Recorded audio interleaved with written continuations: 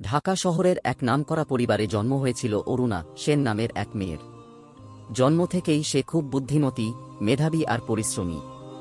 বাবা ছিলেন হাইকোর্টের নামী আইনজীবী, মা কলেজের লেকচারার। অরুণা ছোট থেকেই শিখেছিল কঠোর পরিশ্রম ছাড়া জীবনে কিছুই সম্ভব নয়। সে বিশ্বাস করত বিজ্ঞান, যুক্তি আর আইনের কাছে সব প্রশ্নের উত্তর আছে। তার কাছে ধর্ম কেবল গরিব ও অশিক্ষিতদের সান্ত্বনা মনে হতো। কলেজে সব বিষয়ে প্রথম হয়ে সে একদিন ডিএসপি, পুলিশ অফিসার হিসেবে চাকরিতে যোগ দিল। পদমর্যাদা, ইউনিফর্ম আর ক্ষমতার অহংকার তাকে আরও শক্ত করে তুলল। এখন তার চারপাশের সবাই তাকে ম্যাডাম বলে সম্মান করত, কিন্তু ভেতরের মানুষটা ধীরে ধীরে শীতল হয়ে যাচ্ছিল। কয়েক বছর পর তার পোস্টিং হল কুমিল্লার এক শান্ত গ্রামে। গ্রামের নাম ছিল মদিনা পাড়া। মানুষজন ছিল সহজ সরল, দিনমজুর, কৃষক আর ছোট ব্যবসায়ী। এ গ্রামের প্রাণ ছিল এক পুরনো মসজিদ, নূর জামে মসজিদ। গ্রামের লোকেরা ভোরের আজান দিয়ে দিন শুরু করত, রাতে নামাজ জিকিরে শেষ করত। কিন্তু অফিসার অরুণা বিষয়টাকে একেবারেই পছন্দ করল না। প্রথম দিন ভোরে আজানের শব্দে ঘুম ভাঙতেই সে বিরক্ত হয়ে বলল, এভাবে মাইক বাজিয়ে মানুষকে ঘুম থেকে তোলা কি কোনো সভ্য সমাজে মানায়? সেই দিনই থানায় নির্দেশ দিল, আজান লাউডস্পিকারে দেওয়া যাবে না, মসজিদ থেকে অতিরিক্ত আলো জ্বলবে না, ধর্মীয় জমায়েত হলে অনুমতি নিতে হবে। গ্রামের লোকেরা স্তব্ধ হয়ে গেল। কেউ প্রতিবাদ করার সাহস পেল না। শুধু একজন মানুষ, বৃদ্ধ হাফিজ নাসির উদ্দিন এগিয়ে এলেন। সাদা দাড়ি, সাদা পোশাক, কপালে দাগ। তিনি নরম কণ্ঠে বললেন, ম্যাডাম, আইন কোনো গান নয়, এটি আল্লাহর ডাক। এই ডাক থামানো মানে মানুষের আত্মাকে থামিয়ে দেওয়া। অরুণা তিক্ত হেসে বলল, আইনের উপরে কোনো ডাক নেই, এখানে আমি ডিসিপ্লিন চাই। সেই দিন থেকে গ্রামে আইনের শব্দ বন্ধ হয়ে গেল। মসজিদের স্পিকার খুলে রাখা হল। নামাজে মানুষের ভিড় কমে গেল। শিশুরা কোরআন শেখা বন্ধ করে দিল।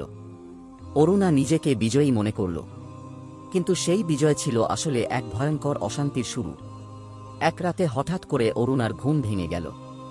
চারপাশ নিস্তব্ধ, কিন্তু স্পষ্টভাবে শোনা যাচ্ছে, আল্লাহু আকবার, আল্লাহু আকবার। সে চমকে উঠে লাইট জ্বালাল। কোনো স্পিকার নেই, রেডিও বন্ধ, তবু কানে বাজছে সেই ধ্বনি। পরের দিন অফিসে যাওয়ার পথে হঠাৎ তার চোখের সামনে লেখা ভেসে উঠল, যে আমার স্মরণ থেকে মুখ ফিরিয়ে নেয়, আমি তার জীবন সংকীর্ণ করে দেব। সে কপাল ঘামতে ঘামতে ফিসফিস করে বলল, এটা কি আমার জন্য? দিন যত যাচ্ছিল, অরুণার অবস্থা তো খারাপ হচ্ছিল। কোনো ডাক্তার রোগ খুঁজে পাচ্ছিল না। তার গলা শুকিয়ে যাচ্ছিল, ঘুম হারিয়ে যাচ্ছিল। প্রতি রাতে সে দেখত, একজন বৃদ্ধ সাদা পোশাকে দাঁড়িয়ে আছে। চোখ থেকে অদ্ভুত নূর বের হচ্ছে। তিনি বলছেন, যে ডাক তুমি থামাতে চেয়েছিলে, সেই ডাক এখন তোমাকে জাগাবে। একদিন অরুণা সাহস করে গ্রামে থাকা ছোট্ট মেয়ে মাহমুদাকে ডাকল। মাহমুদা হাফিজ নাসিরের নাতনি। সে কোরআন পড়তে পারত। অরুণা বলল, আমাকে কোরআনের কিছু আয়াত পড়ে শোনাও, বাংলায় বুঝিয়ে দাও। মহামাদুর পড়তে লাগল। বল, হে আমার বান্দারা, যারা নিজেদের উপর জুলুম করেছ, তোমরা আল্লাহর রহমত থেকে নিরাশ হও না। নিশ্চয়ই আল্লাহ সব গুনাহ মাফ করেন। এই আয়াত শুনে অরুণার চোখ দিয়ে ঝরঝর করে অশ্রু গড়িয়ে পড়ল। তার হৃদয় নরম হয়ে গেল। সে বুঝল, সে বড় ভুল করেছে। কিছুদিন পর সে হাফিজ নাসির উদ্দিনের কাছে গেল। হাঁটু গেড়ে বসে কাঁদতে কাঁদতে বলল, হুজুর, আমি ভুল করেছি। আমি আপনাদের আঘাত দিয়েছি। আমি আল্লাহর ডাককে উপহাস করেছি। দয়া করে আমাকে ক্ষমা করুন। হাফিজ সাহেব তার মাথায় হাত রেখে বললেন, বেটি, আমরা মানুষ, মানুষের ভুল হবেই, কিন্তু আল্লাহর দরজা কখনো বন্ধ হয় না। তুমি তার কাছে ফিরে যাও। সেই দিন অরুণা ভিড়ের সামনে দাঁড়িয়ে ঘোষণা করল, আজ থেকে আমি আল্লাহর কাছে তোবা করছি।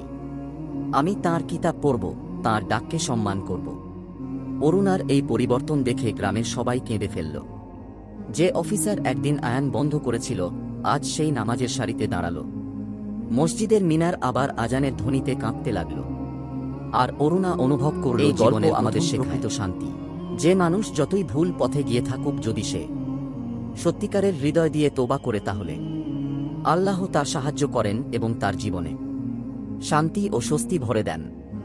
আল্লাহ আমাদের সবাইকে হিদায়াত দিন এবং আমাদের হিন্দু ও মুসলিম ভাইদের মধ্যে ঐক্য বজায় রাখার তৌফিক দিন। আমাদের এই ইসলামিক গল্প শুনতে সাবস্ক্রাইব করুন। যদি গল্পটি পছন্দ হয় তাহলে একটি লাইক দিন এবং আপনার পরিবার ও বন্ধুদের সঙ্গে শেয়ার